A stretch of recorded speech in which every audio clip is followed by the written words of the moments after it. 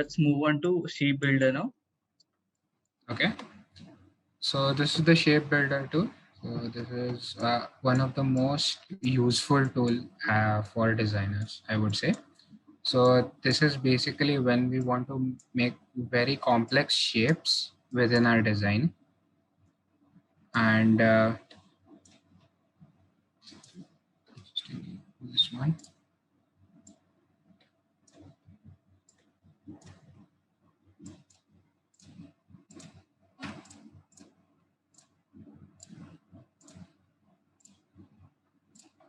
Okay, so as we can see here, now we have 3 overlapping shapes. So, but what if I want to make a shape which is just outlining these 3 shapes? So what I do is I select all these shapes. So what there is one way which we all do is drag a selection square over it, and we select all. But we can always do select one, then press shift, select the other, press shift, select the other. So in the same way we can select all. And what we do here is we use the shape builder, so which is also a shortcut for shifting. So now that I have my shape builder tool selected, now I can see the individual overlaps, and so my software recognizes them as an individual shape. So what I can do is select fill, for example, pink here. And now I want to give pink only to this particular shape, and I can convert it. If I want a different one with a different stroke, I can select one here. So this is how you can color within the shape builder. So this is just the basic way of using shape builder. And so the second way we can do is that we can merge shapes. So as you can see in this arrow, we have a small plus sign below our cursor. So what we do is we drag, and so it adds up all the shapes. So whenever there is a plus sign, it will add up all the shapes. So now we have a singular shape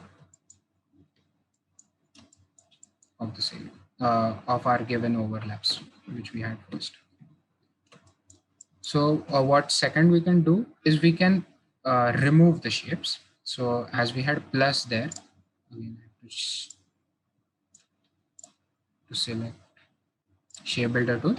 Now what I do is press alt. This will change it to negative. Now what it does is it removes the shape. So it's basically what it does it's no fill. So I can just remove it. So what we get is what else is remaining. So this is when you want to do it manually, but there are shortcuts everywhere. So for this one, what we can do is if we select all, we'll get a pathfinder section here, and in which we have merge or unite in this case, and other multiple options. So what we can do is select merge, so it does it automatically. So when it's a larger object, in this case it was just 3, we use the shortcuts. Yeah, that was pretty much it. So we can create any types of shapes here with the shape builder tool. Should we try making a small logo? I guess Instagram or Twitter. I guess Twitter we can try after a pen tool, but we can try Instagram or Adidas. It's a shape builder with WordPress. Yeah, we can try Adidas. So so what the Adidas tool has, Adidas logo has, is basically, so here I'll just talk about creating new artboards as well. So currently now we were working for one thing. Now if you want to choose another, we just edit artboards and simply add another artboard.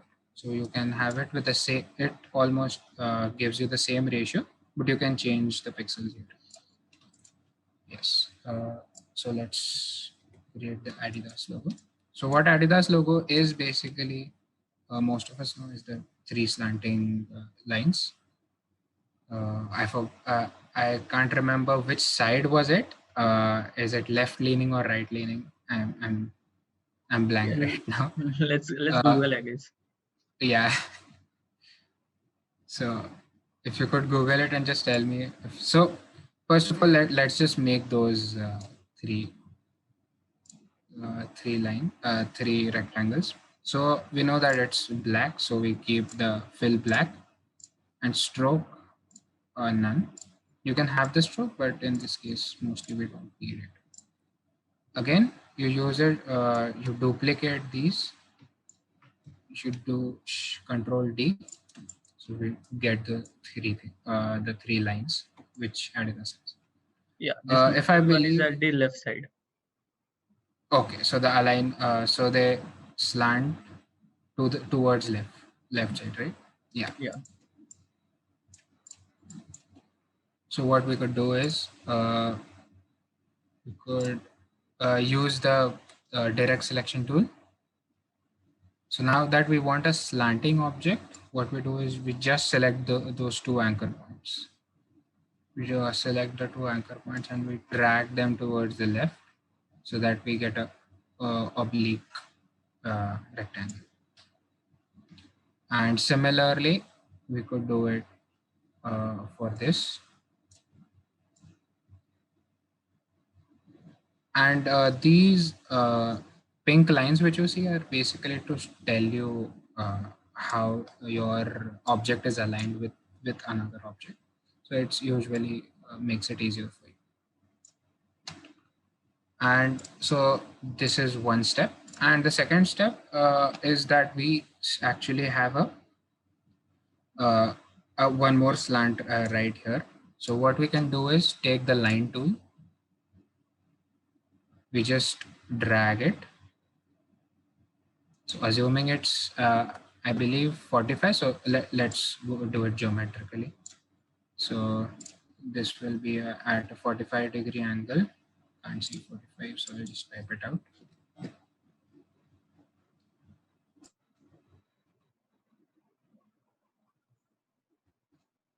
Then I place it over. The line is given with no fill and no stroke. So if you remove the selection, you won't be able to see the line anymore. So what I do is just give it a single stroke. So now that I know where the line is. So now we can use the shape builder tool to actually remove the shape which we have here. So why I made this line was basically to remove this part of our object. So I select all, go to shape builder, and I remove. So for removal is basically alt, which will remove the shape, and just keeping it without any keypads, it will just add it.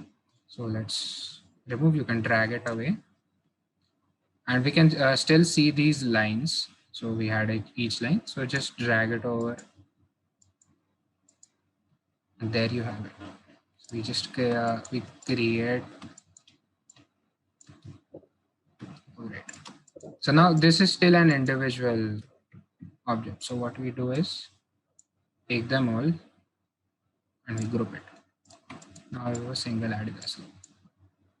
And so this can be a great segue. Rather, we can just add a tool here, which is the text tool.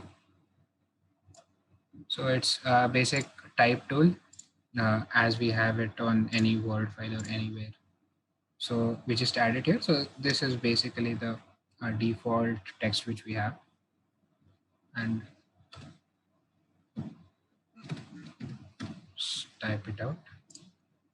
So even the text now has our font, which we the default is MyRate Pro, which I don't remember what Adidas is. So let's go with the closest looking one. Most of the times you have to go with fonts which are closest looking because many fonts are paid, so we have to make best out of it. So again, for the font, it depends on the font, but we get multiple. So for this one, we have just regular. So let's just duplicate it and give it another. So Oh, I guess Poppins is much closer to Adidas. So let's go with Poppins. Poppins, now we have multiple typefaces. So the thin, italic, extra light. So this is in Word file, we usually just have bold, but here as a designer, we get multiple options to choose from. So let's go with bold. So, Stay tuned as we are going to discuss how to create logos in Illustrator.